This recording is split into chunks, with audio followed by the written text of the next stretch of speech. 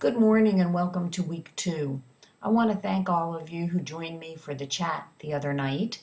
And I understand that there were some of you who could not attend, so I've archived the presentation as well as sharing the PowerPoint with you. I hope I've done a little bit to ease your anxiety as far as the assignments in this course, because although it is challenging, it is certainly doable. So let's take a look at what your focus should be this week. You want to question yourself as to who are these language minority students and what are their needs. How do we provide culturally sensitive feedback in the classroom? And what are the factors that we should be aware of in teaching L2 learners? You need to be reading chapter 4 in the Amato book, as well as posting to the discussion board and clicking here to see our additional resources.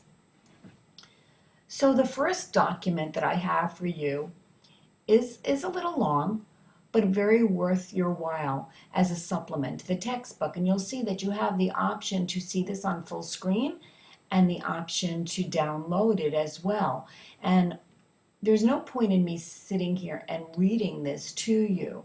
I will just tell you that the title is a little bit deceiving, which method is best in L2 teaching, because I think, as you know, that as a teacher, we already know that one method doesn't always fit all. And while we would love there to be one best method, that isn't always the case. So keep that in mind as you're reading this information.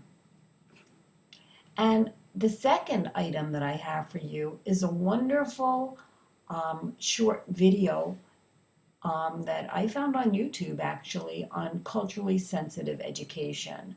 So I'd like you to take the time to read through that.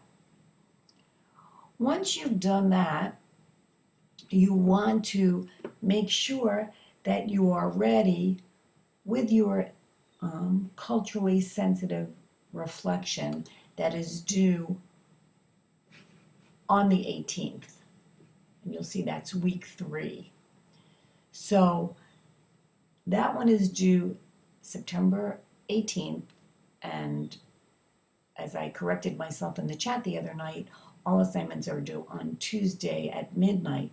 The same thing goes for the discussion board.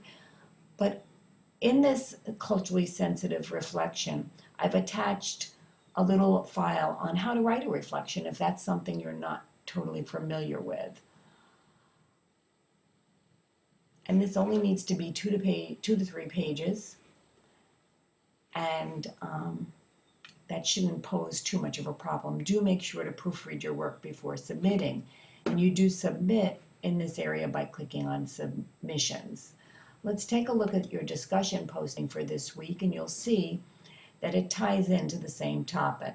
Reflect upon the idea of culturally sensitive feedback in the classroom. How can you assure for this practice during instruction? Well, if you write your paper first and then pull one aspect of that for this discussion area, I think you will be fine. And know that this discussion board will also close at the end of the day on Tuesday.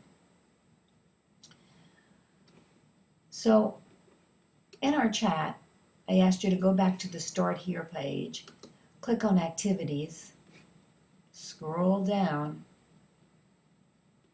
and you've got your information about Wall Wisher, and we've got the wall that I started. So you can see that some of you have posted, and all you need to do is come to this page, post a sticky. Now that takes you to the actual page. Double click, and since I'm not signed in as me, it says anonymous, but I can write your message, my message, have you posted yet?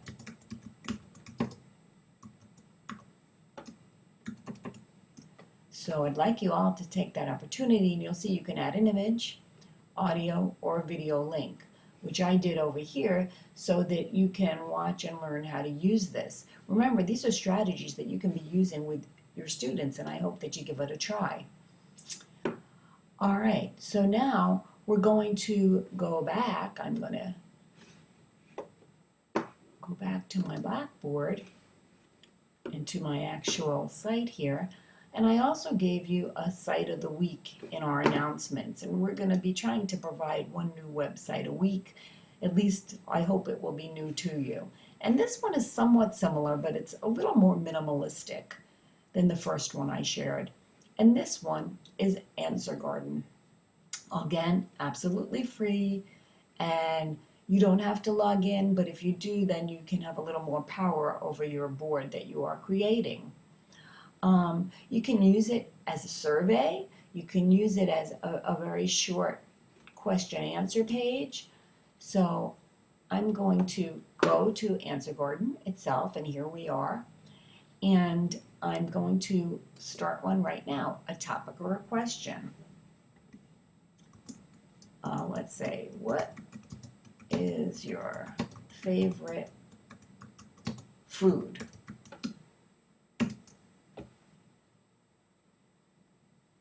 Or,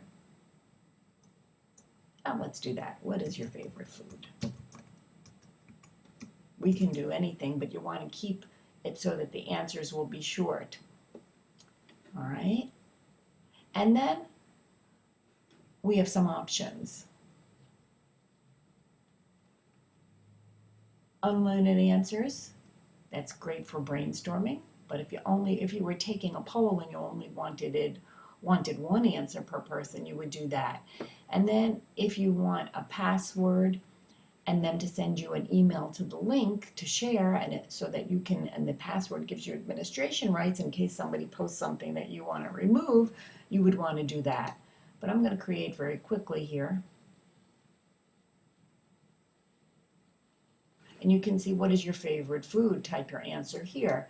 So mine's a little unconventional, maybe not. And I'm going to put gelato, and I'm going to submit. So there it is.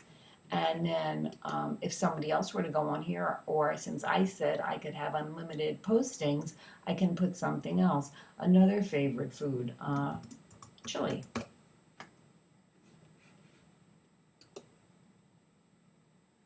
Okay, and you can see that's how we would get started.